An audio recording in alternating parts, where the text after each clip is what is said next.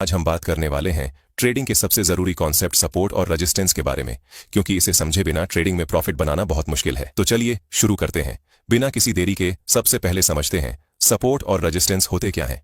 Support का मतलब वो लेवल जहां पर प्राइस गिरकर रुक जाती है और वापस ऊपर जाने की कोशिश करती है।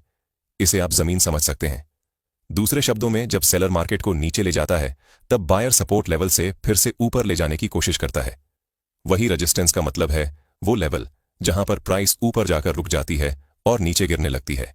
इसे आप छत समझ सकते हैं। आसान भाषा में सपोर्ट नीचे का लेवल जहां बायर्स एक्टिव हो जाते हैं और रेजिस्टेंस ऊपर का लेवल जहां सेलर्स एक्टिव हो जाते हैं। जैसे मान लीजिए किसी स्टॉक की कीमत बार बार 100 रुपए पर गिरकर ऊपर जाती है तो 100 रुपए उस स्टॉक का सपोर्ट है। अगर वही स्टॉक बार बार 120 रुपए पर जाकर नीचे गिरता है तो 120 रुपए रेजिस्टेंस है। चलो अब समझते हैं कि सपोर्ट और रेजिस्टेंस लगाना क्यों जरूरी है। दोस्तों, ट्रेडिंग में एंट्री और एग्जिट का फैसला करना सबसे मुश्किल काम है। सपोर्ट और रेजिस्टेंस हमें यह समझने में मदद करते हैं कि कहां एंट्री लेनी चाहिए, कहां एग्जिट करना चाहिए और कहां स्टॉप लॉस लगाना चाहिए। बिना सपोर्ट और रेजिस्टेंस जाने हुए ट्रेडिंग करना अंधेरे में तीर चलाने जैसा है। 90% ट्रेडर्स इन लेवल्स को सिर्फ कॉपी पेस्ट करते हैं। यूट्यूब या टेलीग्राम से किसी के बनाए लेवल्स उठाए और अपने चार्ट पर लगा दिए। असली समस्या यह है कि ट्रेडर को समझ ही नहीं आता कि ये लेवल्स क्यों बनाए गए हैं, इनके पीछे लॉजिक क्या है और बिग प्लेयर्स की सोच क्या है। यानी बिना समझे बूझे ट्रेडिंग करना। इसलिए सबसे पहले मैं साफ कर दूं, अगर आप भी आंख बंद करके दूसरों के बनाए लेवल्स को फॉलो करते हैं तो यह वीडियो आपके लिए नहीं है, क्योंकि यहां हम खुद से चार्ट पर सही तरीके से लेवल्स ड्रॉ करना सीखेंगे। अब यहां दो तरह के की लेवल्स बनते हैं। पहला, एक्चुअल की लेवल्स, जहां बायर्स और सेलर्स की वजह से प्राइस बार बार रिएक्ट करता है और बड़े मूव्स आते हैं। दूसरा, साइकोलॉजिकल लेवल्स, जैसे 20,000, 22,000। ये राउंड नंबर्स होते हैं, इन्हें याद रखना आसान है, इसीलिए रिटेल ट्रेडर अक्सर इन्हीं लेवल्स के आसपास एंट्री और एग्जिट करते हैं। लेकिन बिग प्लेयर्स इन्हीं लेवल्स का इस्तेमाल करके छोटे ट्रेडर्स को फंसा देते हैं। इसलिए साइकोलॉजिकल नंबर्स के पास एंट्री लेने से बचना चाहिए। अब बात करते हैं उस गलती की जो लगभग हर बिगिनर ट्रेडर करता है। चार्ट खोलते ही हर स्विंग हाई और हर स्विंग लो पर लाइन खींच देते हैं, जिससे चार्ट पर 10 से 15 लाइनें बन जाती हैं और चार्ट भरा भरा लगने लगता है। समझ नहीं आता कि कौन सा लेवल स्ट्रांग है और कौन सा वीक है, और लाइव मार्केट में खुद ही कंफ्यूज हो जाते हैं। इसीलिए इस बात का हमेशा ध्यान रखें कि चार्ट पर जितना हो सके उतना कम सपोर्ट रेजिस्टेंस ड्रॉ करें। कुछ ट्रेडर सपोर्ट रेजिस्टेंस ड्रॉ करते हुए एक और गलती करते हैं, वो पतले लाइन से ड्रॉ करते हैं। लेवल कोई पतली लाइन नहीं बल्कि एक जोन होता है। चलो अब जानते हैं, कुछ ट्रेडर सपोर्ट और रेजिस्टेंस को एक पतली लाइन से ड्रॉ कर लेते हैं और प्राइस जब उस लाइन पर आता है तो उसे देखकर ट्रेड लेते हैं और उस लाइन के थोड़ा नीचे ही अपना स्टॉप लॉस लगा देते हैं। लेकिन एक कैंडल थोड़ा नीचे जाता है और उसके स्टॉप लॉस को हिट करके फिर उसी के डायरेक्शन में चला जाता है। फिर कुछ ट्रेडर बोलते हैं कि अरे मार्केट तो मेरा स्टॉप लॉस खाने नीचे आया है और स्टॉप लॉस हिट करके ऊपर चला गया। इसीलिए सपोर्ट रेजिस्टेंस को लाइन से कभी मत ड्रॉ करना, क्योंकि बायर और सेलर एक रेंज में काम करते हैं। अब जानते हैं कौन सा लेवल सबसे इंपॉर्टेंट है जिस पर हम लोग सपोर्ट या रेजिस्टेंस ड्रॉ कर सकते हैं। स्ट्रॉन्ग लेवल्स पहचानने का तरीका। Order block candle concept.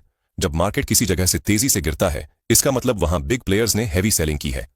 अब उस रेड कैंडल से पहले वाली ग्रीन कैंडल को हम बिग प्लेयर एंट्री कैंडल मानते हैं। उस कैंडल के हाई से लो से रेक्टेंगल बनाओ, ये आपका स्ट्रॉन्ग रेजिस्टेंस जोन है। इसे रेक्टेंगल लाइन से ड्रॉ कर लो। उसी तरह जब मार्केट किसी लेवल से तेजी से ऊपर भागता है, इसका मतलब वहां बिग प्लेयर्स ने हैवी बाइंग की है। अब उस ग्रीन कैंडल से पहले वाली रेड कैंडल को एंट्री कैंडल मानकर रेक्टेंगल बनाओ, यह स्ट्रॉन्ग सपोर्ट जोन है। और इस बात का ध्यान रखो कि सपोर्ट और रेजिस्टेंस जोन वही होता है जहां से बड़ा मूव आया हो। हर छोटा मूव सपोर्ट और रेजिस्टेंस नहीं होता है, वो एक करेक्शन होता है। जैसे देखो, यहां मार्केट में सेलिंग हो रही है, यहां पर एक रेजिस्टेंस ड्रॉ कर सकते हो, लेकिन थोड़ा नीचे जाने के बाद ये कुछ ऊपर आता है। लेकिन ये एक स्ट्रॉन्ग रेजिस्टेंस नहीं है, क्योंकि यहां पर एक करेक्शन हुआ है। क्योंकि आपको पता होगा कि मार्केट कभी भी एक डायरेक्शन में नीचे या ऊपर नहीं जा सकता है। थोड़ा मूव आने के बाद प्रॉफिट बुकिंग होती है या रिट्रेसमेंट होता है।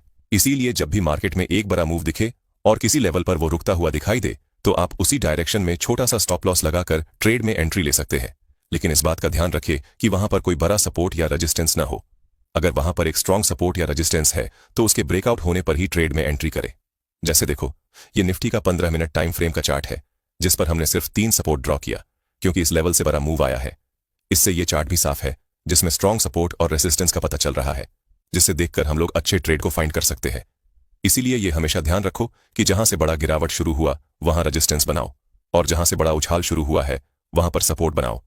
पहले 15 मिनट चार्ट पर लेवल बनाओ, फिर 5 मिनट चार्ट पर जाओ और एंट्री लो प्राइस रेजिस्टेंस को तोड़ने की कोशिश करता है, लेकिन फेल हो जाता है। इसका मतलब वहां सेलर्स एक्टिव है। एंट्री लो short side, stop loss resistance के ऊपर रखो। पहला टारगेट पास का सपोर्ट जोन, दूसरा टारगेट नेक्स्ट सपोर्ट। इस तरह आपको क्लियर प्लान मिलेगा और हम प्रॉफिट कर पाएंगे। लेकिन इस बात का ध्यान रखो कि जब भी ट्रेड में एंट्री लो तो कॉन्फर्मेशन के बाद ही लो। ट्रेडिंग में सबसे जरूरी है रिस्क मैनेजमेंट। जैसे ही पहला टारगेट हिट हो, अपना 70% क्वांटिटी बुक करो, बाकी क्वांटिटी को ट्रेलिंग स्टॉप लॉस के साथ चलने दो। अगर मार्केट ट्रेंड कंटिन्यू करता है तो बड़ा मूव पकड़ लोगे, जिससे तुम्हें बड़ा प्रॉफिट होगा। और प्राइस अगर रिवर्स हो गया तो भी नुकसान नहीं होगा, क्योंकि पार्शियल प्रॉफिट ऑलरेडी बुक्ड है। यही स्ट्रैटेजी आपको मार्केट में लंबे समय तक टिकाएगी। जैसे देखो, प्राइस इस लेवल से गिरना शुरू हुआ, यहां एक रेसिस्टेंस है जिसे देखकर हमने एंट्री लिया। फिर ये गिरते हुए अपने दूसरे नजदीकी सपोर्ट के पास पहुंचता है, लेकिन उसे भी ब्रेक कर देता है। फिर हमें ट्रेल करते हुए इसे दूसरे सपोर्ट तक होल्ड करना है, और जब प्राइस अपने मेजर सपोर्ट के पास पहुंच जाए तो आप एग्जिट कर सकते हैं। और प्रॉफिट बुक करने के बाद उस दिन आपको कोई ट्रेड नहीं लेना है, क्योंकि मार्केट पहले ही बहुत गिर चुका है। लेकिन इस बात का हमेशा ध्यान रखें कि बहुत सारे ट्रेडर्स हर दिन ट्रेड करने की गलती करते हैं। लेकिन याद रखो, हर दिन सेटअप क्लियर नहीं होता है। जब मार्केट छोटे रेंज में घूमता है तो आप ट्रेड को अवॉइड करें, क्योंकि ऐसे मार्केट में ट्रेड लेने का कोई फायदा नहीं होगा। खासकर अगर आप इंडियन मार्केट में ट्रेड करते हो तो आपके ट्रेड लेने के बाद टाइम डीके के कारण आपको फायदा तो नहीं होगा, लेकिन नुकसान जरूर होगा। इसीलिए जब तक कोई क्लियर ब्रेकआउट या ब्रेकडाउन नहीं दिखे, जब सेटअप साफ ना दिखे, बेटर है बैठ जाओ। ट्रेडिंग में पेशेंस ही सबसे बड़ा वेपन है, लेकिन कुछ ट्रेडर को यह पता नहीं होता है कि वो किस टाइम फ्रेम में सपोर्ट या रेसिस्टेंस को ड्रॉ करे। तो चलो जानते हैं। अगर आप इंट्राडे ट्रेडिंग करते हैं तो सपोर्ट और रेसिस्टेंस को 15 मिनट टाइम फ्रेम पर ड्रॉ करें। इससे आप सही सपोर्ट और रेसिस्टेंस को ड्रॉ कर सकते हैं, क्योंकि अगर आप इंट्राडे में छोटा टाइम फ्रेम जैसे 1 मिनट या 3 मिनट पर सपोर्ट रेजिस्टेंस ड्रॉ करेंगे तो ज्यादा चांस होगा कि वो रॉन्ग हो। और अगर बड़े टाइम फ्रेम में ड्रॉ किया तो स्टॉप लॉस भी बड़ा आएगा। इसीलिए इंट्राडे के लिए 15 मिनट पर लेवल्स ड्रॉ करें और 5 मिनट पर एंट्री ले। अगर आप स्विंग ट्रेडिंग करते हैं तो 1 घंटे या दैनिक चार्ट यूज करो। चलो अब समझते हैं सपोर्ट और रेजिस्टेंस ट्रैप। जैसा कि आपको पता होगा कि हमें सपोर्ट पर बाइंग करना है और रेजिस्टेंस पर सेल। इसी का फायदा उठाकर बिग प्लेयर ट्रैप करते हैं। आप जब भी सपोर्ट या रेजिस्टेंस के ब्रेकआउट पर ट्रेड एंट्री करें तो एक रिट्रेसमेंट कैंडल का वेट जरूर करें। जैसे देखो, यहां पर रेजिस्टेंस का ब्रेकआउट हुआ तो आपको एक रिट्रेसमेंट कैंडल का वेट करना है, फिर ट्रेड में एंट्री लेना है और अपना टारगेट अगला रेजिस्टेंस तक रखना है। इससे आप ट्रैप होने से बच सकते हैं। साथ ही जब भी आप सपोर्ट या रेजिस्टेंस पर ट्रेड ले तो स्टॉप लॉस लगा कर ले, क्योंकि कई बार ऐसा होता है कि ब्रेकआउट एक बड़े कैंडल के साथ होता है जो आपको बड़ा लॉस दे सकता है। किसी भी ट्रेड में एंट्री लेने से पहले आपको मार्केट की साइकोलॉजी को समझना बहुत जरूरी है, क्योंकि हर सपोर्ट या रेजिस्टेंस के पीछे बायर्स और सेलर्स की लड़ाई होती है। इसे समझोगे तो डिसीजंस आसान होगा। अगर ये वीडियो आपको हेल्पफुल लगा हो तो इसे लाइक करें, शेयर करें, और अगर आप ट्रैप ट्रेडिंग को अच्छे से समझना चाहते हैं तो आप इस वीडियो को देख सकते हैं।